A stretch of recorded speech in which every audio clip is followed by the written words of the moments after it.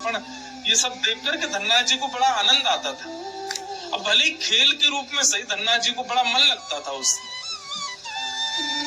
कुछ दिन बाद संत जाने लगे तो धन्ना जी रोने लगे, बोले कि आप तो चले जाओ लेकिन अपने ठाकुर जी मुझको दे जाओ, उनकी सेवा मैं करूंगा। अब तो इतना रोए इतना रोए इतना रोए धन्ना जी की संत का निकलना मुश्किल हो गया। तो संत ने क्या किया, रात्रि में धन्ना जी सोए तो बाहर से काला काला एक पत्थर ले आए और उस पर इत्र आदि लगा के, उसको तिलक विलक लगा के उसको सिंहासन पर बैठा दिया और अपने ठाकुर जी को नीचे बैठा दिया। धन्ना जी सुबह बोले, संत जी आप मत जाओ, छोटे बालक। संत बोले, अच्छा देखो, अंदर आओ मंदिर में। मंदिर में गए तो बोले, देखो वो तो सिंहासन पर ठाकुर जी बैठे और नीचे हमारे ठाकुर जी बैठे, बताओ तुमको कौन से चाहिए। धन्ना जी बोले, मैं तो सिंहासन वाले लूंगा, बड़े वाले ठाकुर जी मेरे। बोले ठीक है, तो उनकी सेवा करो, अब हमको जाने दो।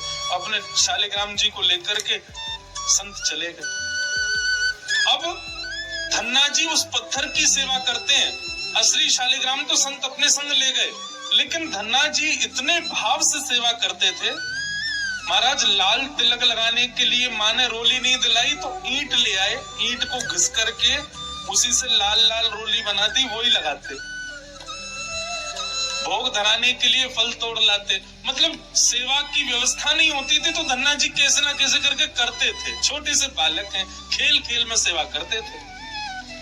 बीच में संत किसी और के घर में आए तो धन्ना जी वहां जाके अपनी सब सेवा बताते, मैं ऐसे ऐसे करता हूँ। संत बोले, भोग नहीं लगाते अपने ठाकुर जी का। बोले भोग, बोले तुमको भूख लगती है। बोले हाँ, ऐसे ठाकुर जी को भी भोग लगाना चाहिए ना। छोटे बालक को ऐसे ही समझा दिया।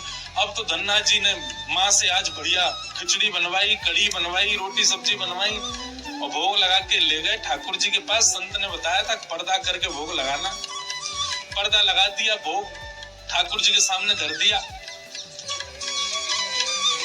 धन्ना जी बार बार पर्दे में से देखें, खा ही नहीं रहे। ठंडा हो जाएगा भोग, ठाकुर जी खा लो जल्दी से, देखो बढ़िया गरम गरम कढ़ी लाया हूँ और खिचड़ी बनाई, मैया ने घी डाला, उस पर पालो प्रेम से। बहुत देर हो गई, ठाकुर जी नहीं पाए तो धन्ना जी वहीं लेट गए। बोले आप नहीं पाओगे तो मैं भी नहीं पाऊंगा, मैं भी भूखा ही रहूंगा फिर। अब इतना सहज सरल प्रेम धन्ना जी का। भूखे प्यासे धन्ना जी पड़े हैं नीचे, छोटा सा बालक है, ठाकुर जी से देखा नहीं गया। इतने में ही महाराज लेट गए धन्ना जी, उनको चटकारों की आवाज आने लगी।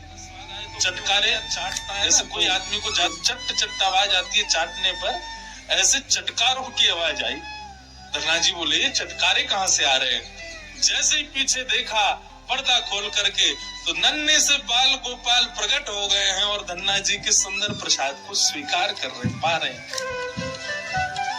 असली शालिग्राम नहीं थे धन्ना जी के, पत्थर की सेवा करते थे, लेकिन भाव और विश्वास इतना ठाकुर जी के प्रति, ठाकुर जी प्रकट हो गए। अब धन्ना जी थोड़े बड़े हो गए तो घर की गैयाएं चराने जाते थे और अपने ठाकुर जी को जेब में धर के ले जाते, तो निकाल लेते और कहते, गैया जी अब कोई ना है, प्रकट है जाओ। सो ठाकुर जी प्रकट हो जाते, धन्ना जी के साथ खूब लीला करते। एक दिन ठाकुर जी ने धन्ना जी से कहा, आज गाय चराने नहीं जाओगे। बोले, आज हमारी बुआ जी आई हैं, घर में बहुत सारे मेहमान आए, आज हम नहीं जाएंगे। तो ठाकुर जी बोले, एक काम कर, गैयान को गांव से बाहर ले जा और मुंह को भी बाहर पधराया, तेरी जगह आज गैया मैं चराया आऊंगा।